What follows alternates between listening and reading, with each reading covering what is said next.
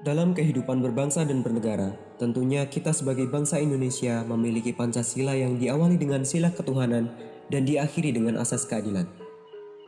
Prinsip ini menjadi acuan yang jelas bahwa Tuhan tidak menciptakan manusia bukan tanpa tujuan.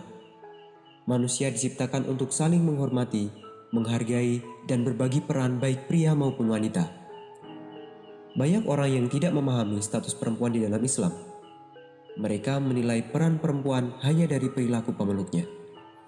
Pandangan umum perempuan dalam Islam adalah bahwa mereka digambarkan sebagai korban yang tertindas.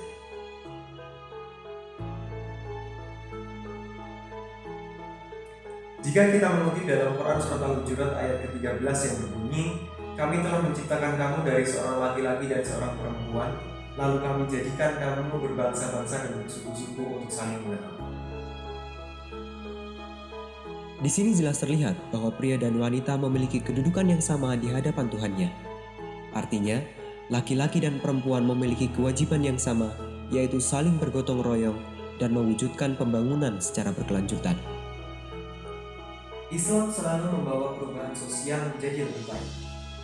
Pembangunan secara berkelanjutan atau yang mana di dalam hal ini disebutkan dalam Sustainable Development Goals 2030 bahwa kesetaraan gender ini menjadi perlu untuk dibahas secara lebih komprehensif lagi. Akan taraf kehidupan bangsa yang lebih aktif dan mewujudkan tujuan pembangunan tersebut. Perempuan sebagai masyarakat memiliki hak dan kewajiban yang sama dengan laki-laki dalam membangun lingkungan komunitas. Dalam pelaksanaan pembangunan masyarakat, laki-laki dan perempuan akan berbagi tugas. Biasanya, wanita akan lebih dominan di dalam rumah, sedangkan pria lebih dominan di luar rumah. Namun, pada hakikatnya, pembagian tugas ini dimaksudkan untuk memudahkan tugas satu sama lain. Peran utama perempuan dalam keluarga dan masyarakat dapat meliputi setidaknya 3 hal. Yang pertama adalah peran di bidang produksi. Biasanya, bidang ini dapat menghasilkan materi yang dapat dirasakan secara langsung baik berupa uang ataupun barang. 2. Peran perempuan dalam keluarga atau rumah tangga yang tidak langsung menghasilkan uang. Dan yang ketiga adalah partisipasi perempuan dalam kegiatan sosial dan kemasyarakatan seperti kegiatan perempuan di partai politik, lembaga sosial, dan lain sebagainya. Peran perempuan dalam produksi dan aktivitas rumah tangga berdampak langsung pada kesejahteraan keluarga, sedangkan partisipasi perempuan dalam kegiatan sosial dapat berdampak langsung maupun tidak langsung terhadap kesejahteraan keluarga tersebut.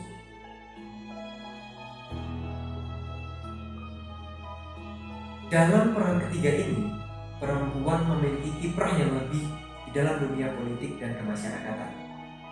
Hal ini juga didukung oleh situasi saat ini di mana permasalahan perempuan semakin kompleks, sehingga menuntut perempuan untuk berkiprah di parlemen bersama legislator lainnya untuk berdiskusi dan mencari solusi atas permasalahan perempuan yang kompleks tersebut. Persoalan lain yang ada dalam lingkup perempuan adalah ketika pemerintah menetapkan bahwa setiap partai harus memenuhi kuota perempuan minimal 30% yang tertuang dalam peraturan PKPU. Terkait kuota keterwakilan ini, perempuan memiliki setidaknya 30% kuota atau kursi yang disediakan untuk setiap daerah pemilihan dan perlu diperkuat.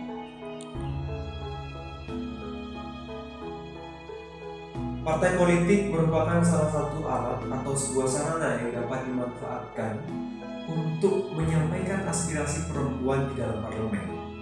Dengan adanya kuota 30% dari PKPU ini, diharapkan perempuan mampu mengisi ruang-ruang legislatif dengan cara-cara yang sudah disediakan.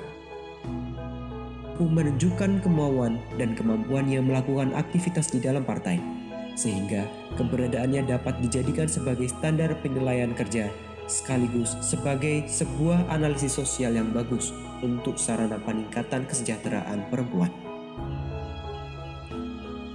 Masyarakat membutuhkan perempuan di dalam parlemen tidak hanya dalam jumlah tetapi juga dalam kualitas. Seperti tertuang dalam hadis Nabi yang berbunyi, "Wanita adalah pilar negara. Jika seorang wanita baik, maka negaranya akan baik pula.